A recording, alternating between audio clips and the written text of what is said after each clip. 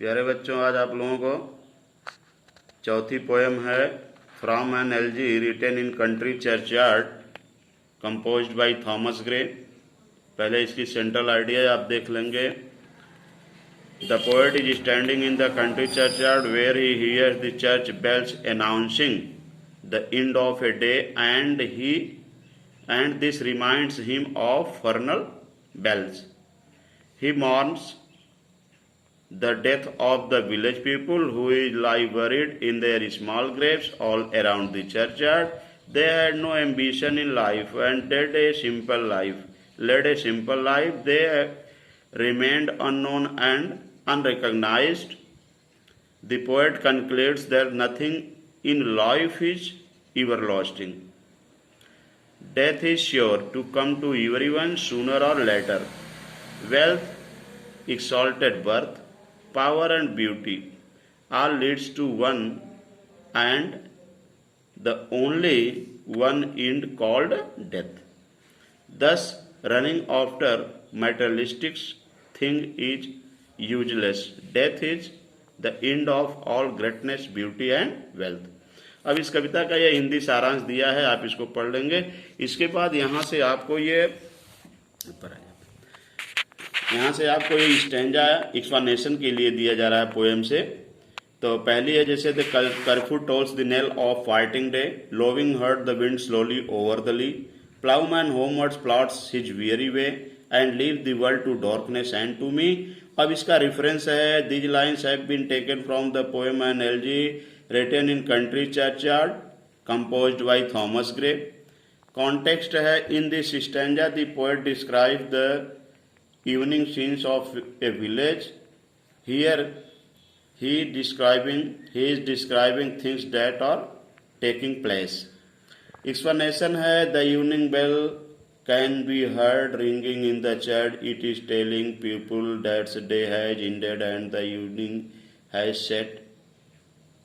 The cattle are returning home from the grassland and farmer, after working hard in the field whole day, is slowly walking towards his home because of the weary.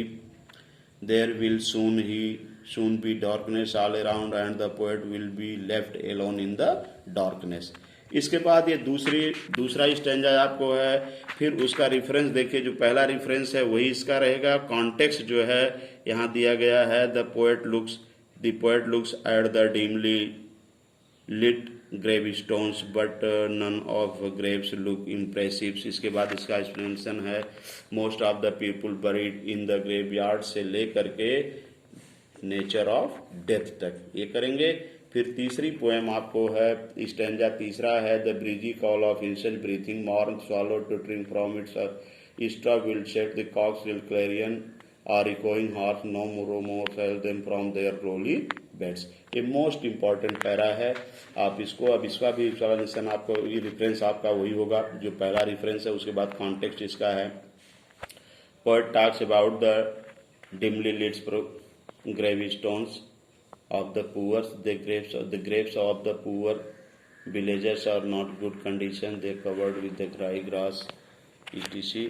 इसके बाद इसका explanation आपको है, the poet says their grandfather's village sleeping soundly, morning pleasant light breezing call of the infant smell, birds can be seen chirping in their straw set, cocks will clarion, all these things which are the sign of the morning, they cannot wake them from their lowly beds.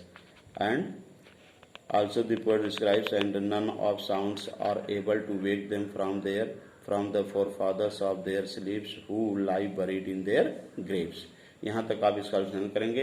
ये 3 para आपको दिया जा रहा है।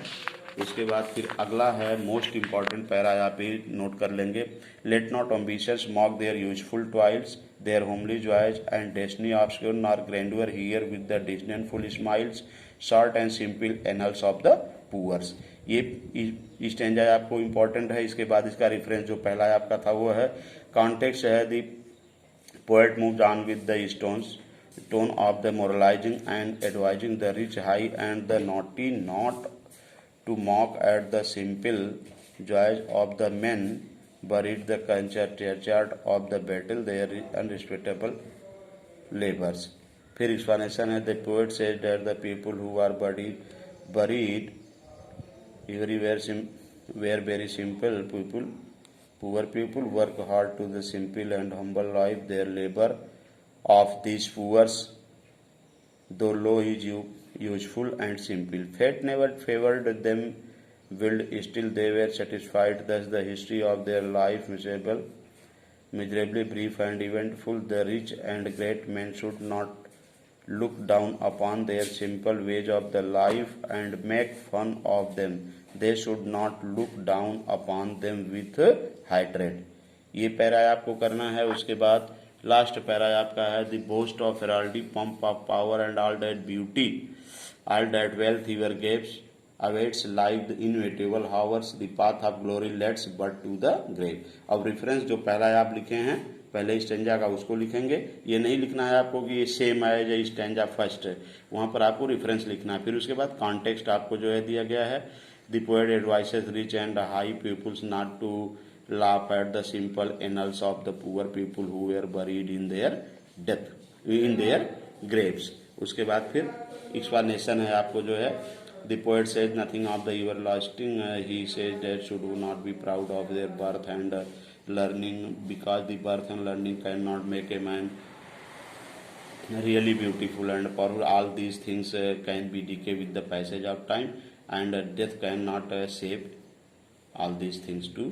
यहाँ से लेकर के आपको ग्रेटेस्ट ट्रैवल तक जो है करना है। तो इन सब एक्सप्लेनेशन को आप जो है अपना फेयर कर लेंगे। फिर उसके बाद देखते हैं विद्यालय 21 से खुलने की संभावना है, तो होगा बंद करें।